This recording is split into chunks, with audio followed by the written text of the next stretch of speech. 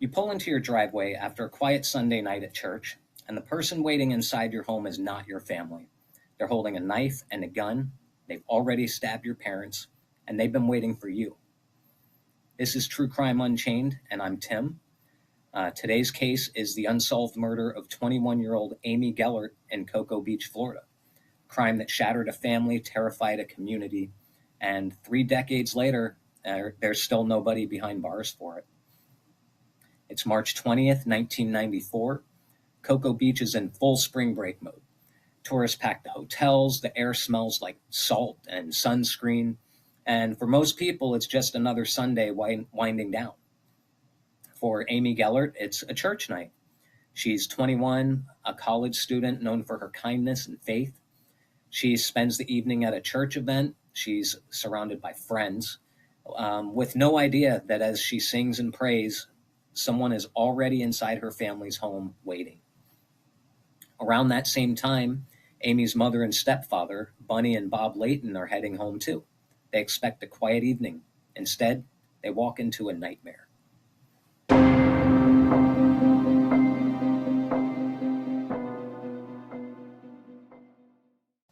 When Bunny and Bob step through their front door on Cocoa Beach, they don't notice anything wrong at first. The house is dim, it's quiet, there's no obvious signs of a break-in, and then he appears.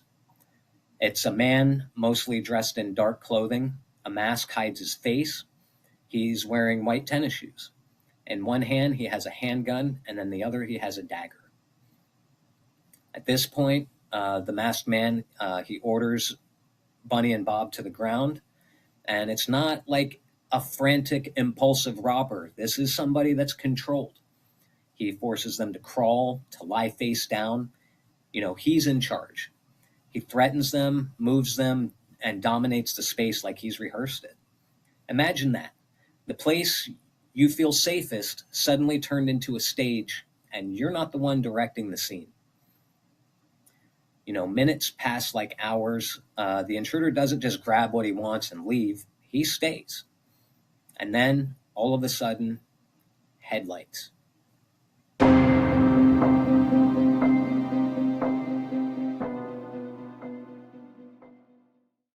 Headlights roll across the house, and the intruder snaps. Whoever's pulling into the driveway has completely changed his plan, and then he attacks. The intruder lunges at Bunny and Bob. Bunny is stabbed repeatedly. Bob is stabbed in the head, and both of them are fighting not just for control, but for their lives. And somewhere outside, a car door closes. The intruder moves toward the door. Whether he always meant to kill whoever arrived or whether he panicked remains one of the central mysteries of this case, because the person pulling into that driveway is Amy.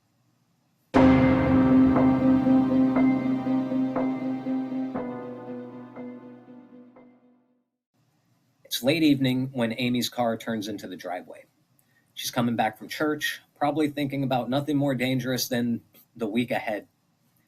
So she steps out of her car, unaware that just beyond that front door, her mother and stepfather are bleeding out on the floor, and that the masked intruder is already moving toward her.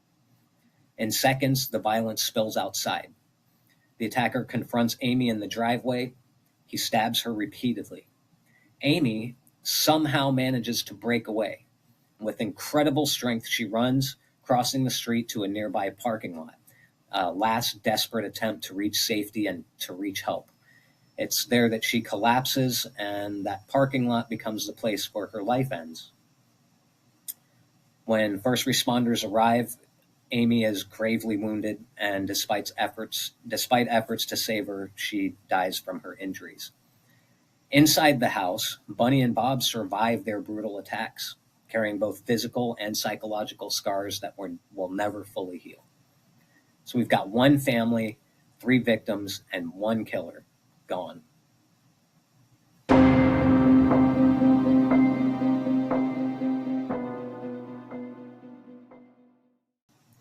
From the beginning, this isn't a simple wrong place, wrong time case. Investigators are confronted with a scene that suggests planning. A masked intruder already inside the home before the family returns. He's in possession of 2 weapons, a gun and a dagger. He takes control over the victims, but then all of a sudden there's a sudden explosion of violence. To me, this looks less like a random burglary and more like someone waiting for something or someone specific. And then the house itself becomes a puzzle. How did the intruder get in? Had he been watching the family? Did he know their Sunday routine? Did he know Amy would be coming home from church that night? There's no sign that he went through the house or ransacked the home chasing valuables. So there's no clear indication that robbery was the primary motive. Instead, the focus appears to be the people, and at the center of that violence is Amy.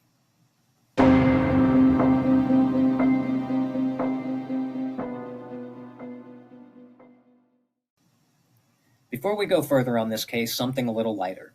This episode is brought to you by Giggles on Garment, my very own t-shirt company. I designed them myself, and more products will be coming soon.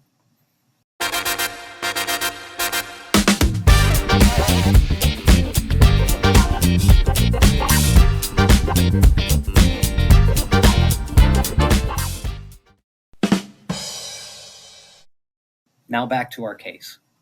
As the years pass, detectives publicly share a chilling belief that Amy may have been the catalyst for this attack, maybe even the intended target. Think about what that implies. If Amy was the target, the killer might have known her personally.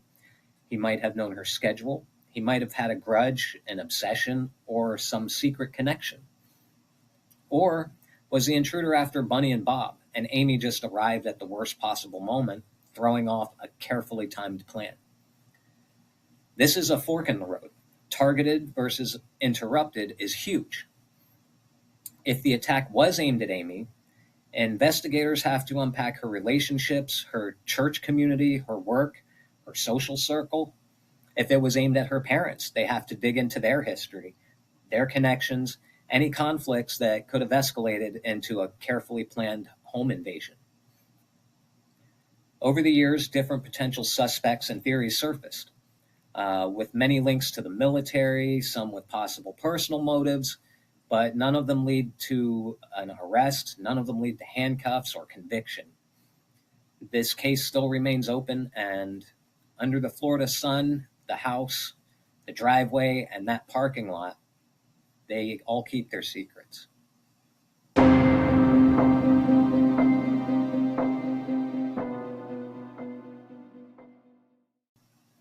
Cocoa Beach in 1994 is a beach town, but it's also a neighborhood town.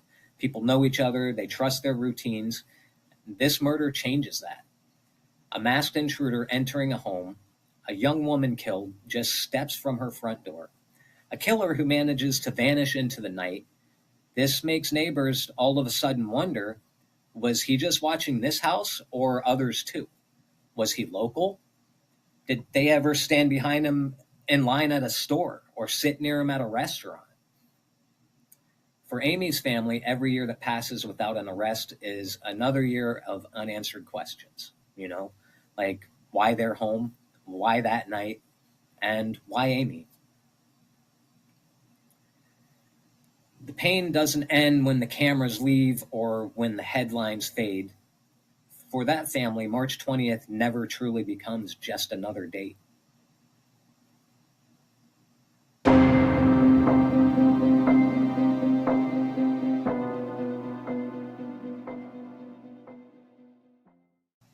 Decades later, investigators still publicly say Amy's murder is a solvable case. That's important. It means that they believe someone has information that hasn't reached law enforcement. Advances in forensic science could link old evidence to new suspects. And let's be honest, in 30 some odd years, relationships change. And what someone kept quiet in 1994, they might be willing to reveal now. Cold cases often break because a friend, partner, or family member finally comes forward. Like somebody bragged years ago, and a story that once sounded like a drunken lie sounds chillingly real. Also, a piece of physical evidence can be re-examined with new technology. In other words, the story's not over. This killer's not a ghost. There are they are or were a real person connected to real lives who walked away from a triple attack that left a young woman dead.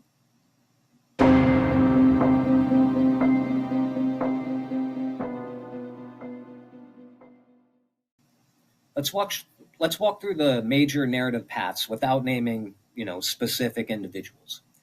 So, theory 1, a personal enemy or obsessed acquaintance. If Amy was the target, the intruder may have been someone who knew her habits and church schedule, who knew where she lived and who she lived with, who felt rejected, slighted, or wronged by her. This type of offender might plan a home invasion for a time when Amy's guard was down, coming home from church late at night. That would fit that profile. Predictable, quiet, less chance of witnesses lingering outside. Then we have theory 2, which would be a grudge against the family.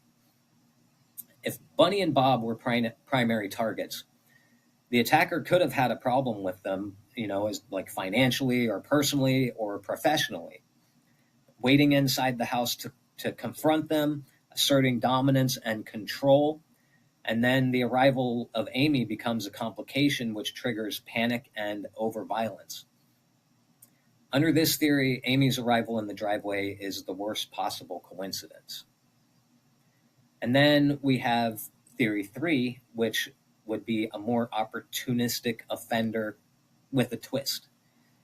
Third possibility is that this started as a more typical burglary or home invasion, but escalated when the intruder realized he was dealing with more people than expected. You got to look at that like this, though.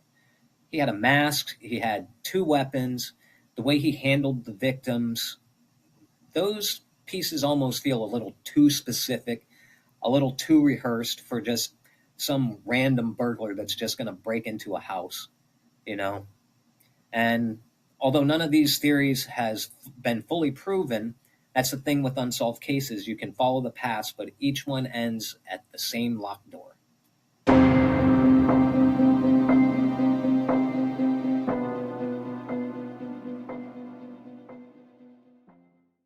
You might be listening to this decades after Amy's murder. Maybe you weren't even born in 1994. Maybe you live somewhere far from Cocoa Beach. So why does this case still matter? Because somewhere, someone knows something. Again, maybe it's a story they heard at a party years ago. You notice a sudden change in someone's behavior right after that March night in 1994. Maybe it was a confession they were too scared or too loyal to report. Bottom line is, time doesn't erase guilt. It just makes silence more comfortable. Cases like Amy's remind us that justice doesn't always move on a predictable timeline. It moves when people do. If you have any information, no matter how small it may seem, about the murder of 21-year-old Amy Gellert in Cocoa Beach, Florida on March 20th, 1994, reach out to Brevard County law enforcement or Crime Stoppers in your area. You don't have to be absolutely certain. You don't have to have all the answers. Just have to be willing to share the piece you might be holding. Because when it all comes down to it, for Amy's family, Unsolved isn't a genre on a podcast. It's their daily reality. This has been True Crime Unchained. If this story stayed with you, share the episode. The more ears it reaches, the better chances that one day someone will finally put a name to the masked intruder who walked into a Cocoa Beach home and never answered for what he did. Until next time, stay safe, stay aware, and remember, some of the most terrifying monsters of Florida aren't the snakes, the alligators, or the spiders. Sometimes they walk right through your front fucking door. I'm Tim, filming from Southwest Florida. Peace.